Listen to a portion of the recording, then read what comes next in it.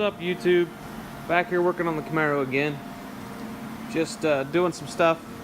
I ended up taking the full interior out of the car, and the firewall grommet that all the wires run inside from the main loom by the PCM down there was out, and there was a random big hole drilled in the firewall next to it that water and stuff, with leaves and whatnot, were running down into the car. Well, you know what water happens, or what happens to water, or to your floor when water sets on it. You end up having rust. So yeah, I had to clean up and treat a little bit of rust. Had a lot of surface, had a few holes, had one over there and two over here. Nothing real big. I'm not even going to worry about patching them up or anything. They're just they're like 3 little pinholes. Nothing crazy like my white Camaro was. Threw some POR15 on there. Patched the holes obviously up there. As you can see, you really can't see. Yeah, you got right there that little black goober. Yeah, that's some butyl sealant I done put in the hole. So got my piece bungeed up there. Went ahead in the corner section. You can actually cut that off. I'll show you there. Got my heat gun in there because it's a little cold in here. It's like 64 degrees, so I got about 90 some degrees in the corner there, letting it dry a little bit before I got to take it back outside in the cold tomorrow morning. So this is the corner piece, just one push pin, and then you can just cut it with a knife right there and pull that piece out separate. So that's what I did to let it dry. It was wet down here at the corner. It's all dry now. The foam's all dry, thank God. I let all that dry. Got my window tint off. Also got 2 manual window crank regulators installed. So now I don't have to worry about power windows. I've got to get the back window stopped right there, just because it's got a catch. But yeah, windows roll up and down. Took my window tint off. This side came off really good, which is awesome. So happy about that. I'm gonna get my Camaro door panels and whatnot. Got this came with the eBay window crank or window regulator. I'm just using that right now. I got 2 nice ones over here in a box for when that happens, or when I get the door panels and stuff. I'm gonna go ahead and sound deaden my doors too, probably, and get them put. I went ahead and took all the power window wiring out of the doors, cut them back off into here, and then tied them up out the way and put them up nice. If I pull the main harness out of the car, I'll go ahead and remove the wiring entirely out of the harness. But I took the fuse out, or the circuit breaker out of here for the windows now. So yeah, it's a fully crank windowed car. I didn't weigh anything. I probably should have weighed both regulators and everything to see what weight difference was.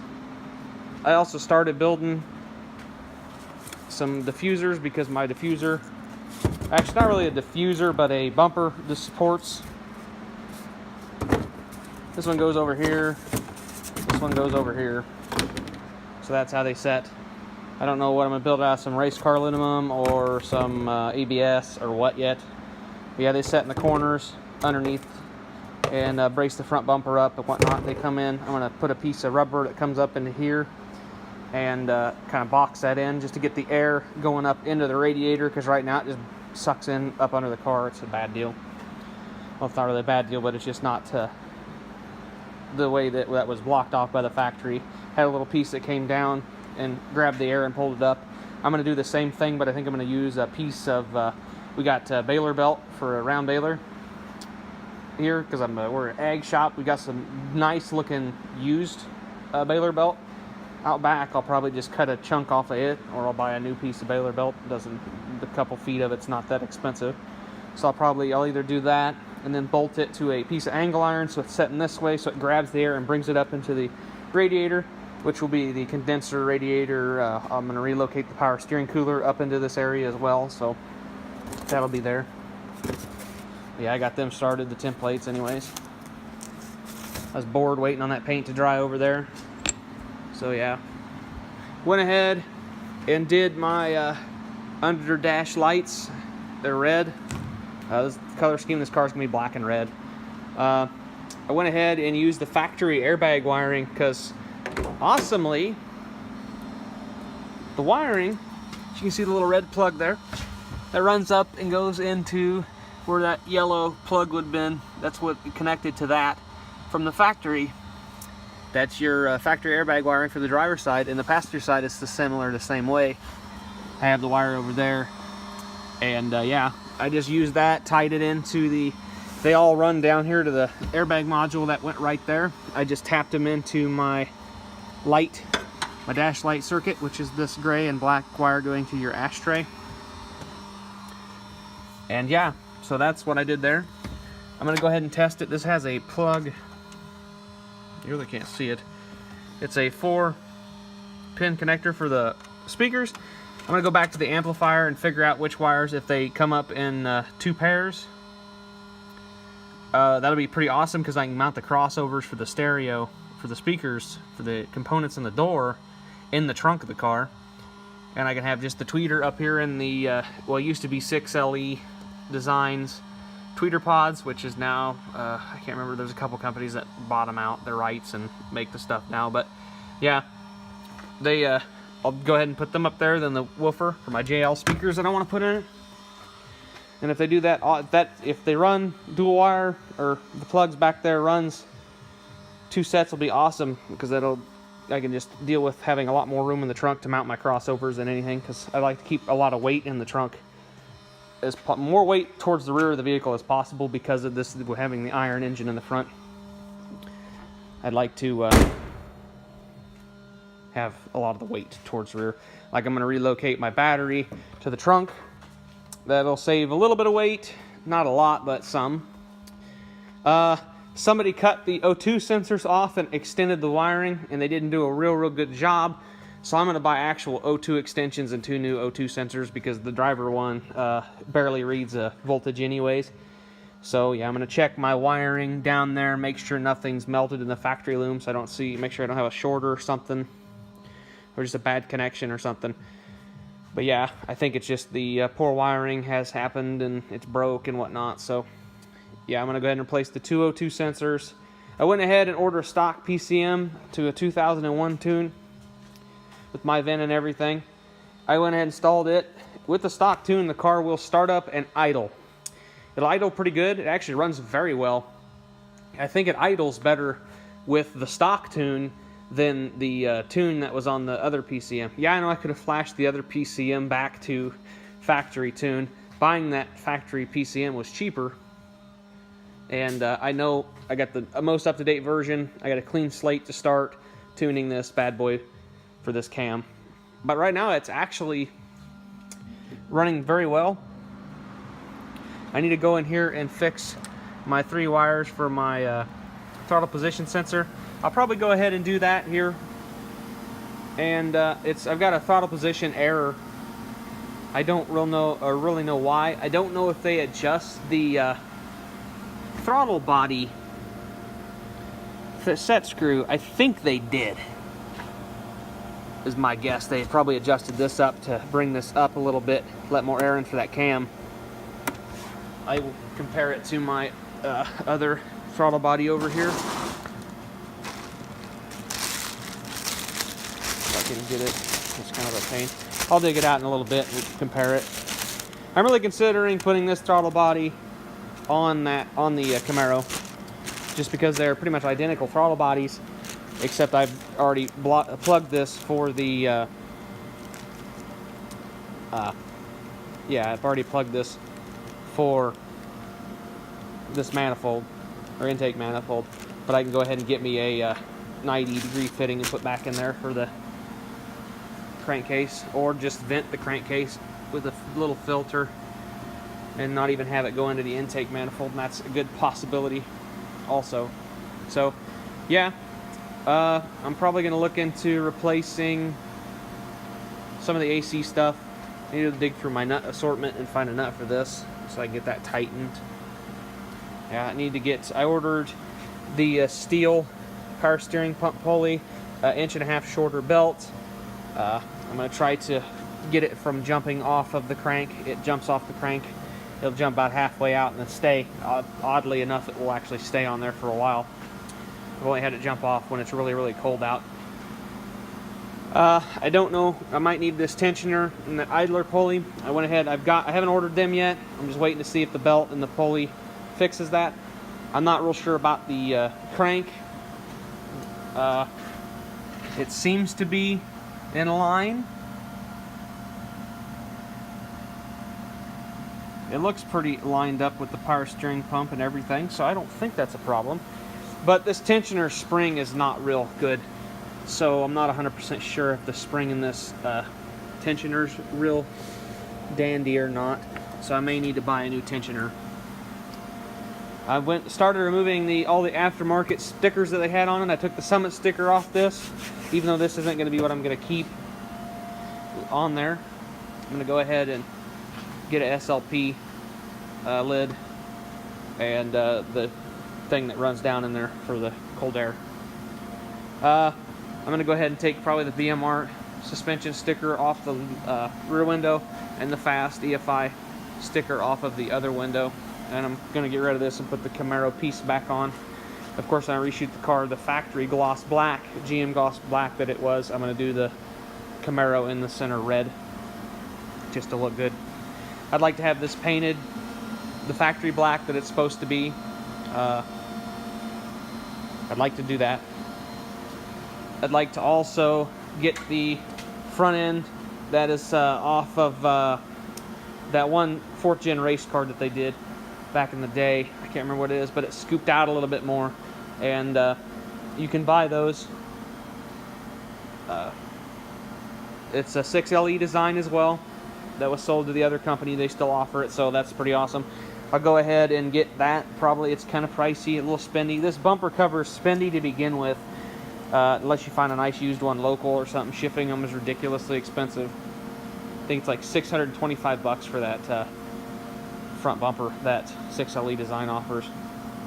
But it looks really, really, really, really awesome with a cowl hood like this one.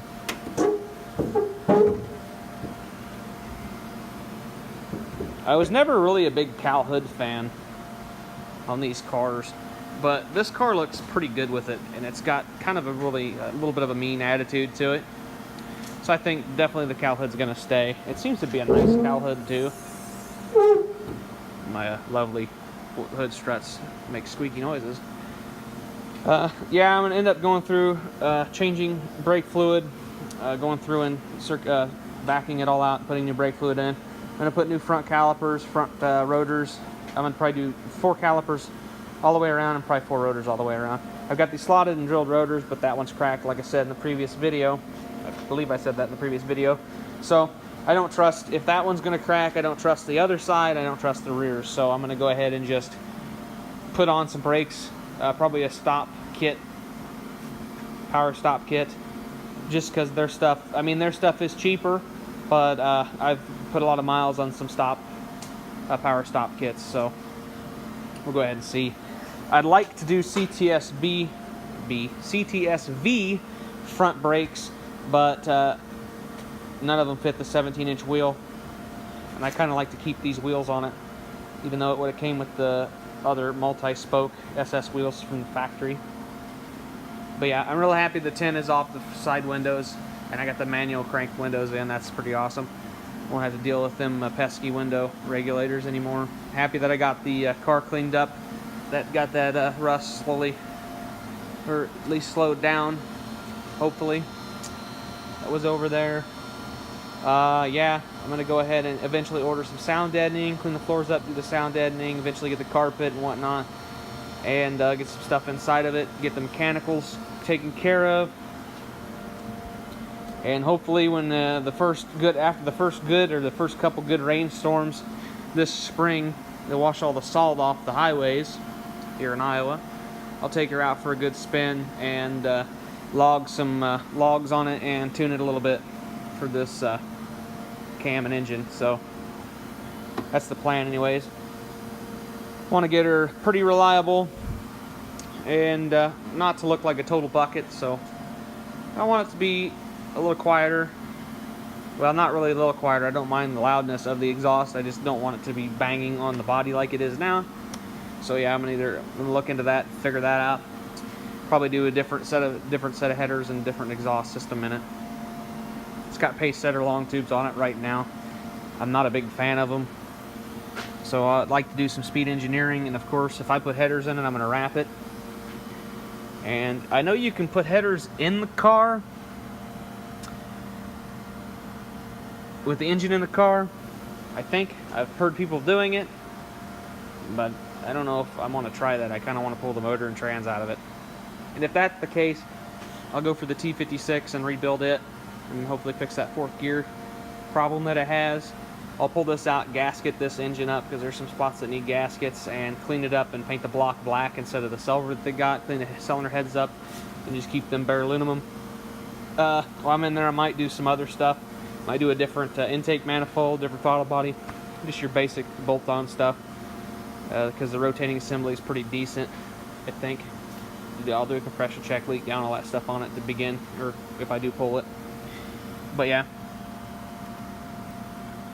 So that's what I've been doing with her lately. And yeah, I'm really happy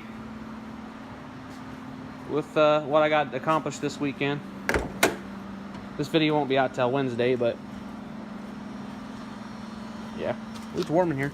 It's definitely warmer in here than it is in the shop because of that heat gun. This is nice. I got the bulb out of this side. I've ordered some LEDs, red LEDs for those. Yeah, I went ahead and used threaded inserts and 6mm fasteners on all of the manual window regulator. Thread locked them in there, blue thread lock, so they shouldn't be going anywhere. You can still buckle the door like the automatic windows will do, so that's pretty nice. Like I said, I got to get this back here so it can stop it and hold it and help it go up all the way and smooth. So yeah, but yeah, once I get that stuff all done, get some sound deadener. At least I can get the sound deadener, the cheapest part out of all of this project really here, and get all that stuff done and get the trapdoor hole fixed and whatnot. I thought about trying to tackle this rear window tint. I'm kind of scared. Yeah, I pulled it back a little bit and then it started to tear, so I don't like dealing with this just because you really can't see nothing to begin with because of the window being tinted. But it's got the heated window in it, and I don't like getting razor blades in there around them real bad, so I don't know, I'll try it. I know I can get a pretty good start up here because the dimpled stuff, then none of the tint sticks to dimpled stuff where the crap, so that'll be pretty good. Definitely, if I do remove the tint off this window, I definitely will re-tint the rear window. And I'm thinking about tinting the side windows not as dark as the tint was on them. All depends. But yeah.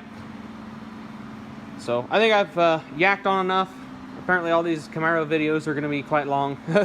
And yeah, but we'll catch you guys in the next video. I need to go out and get my buddy's junkyard and rob me a couple of these again. Actually, I may have some if I look up in one of my bags. I may do that. But yeah, we'll catch you guys in the next video. Have a good one.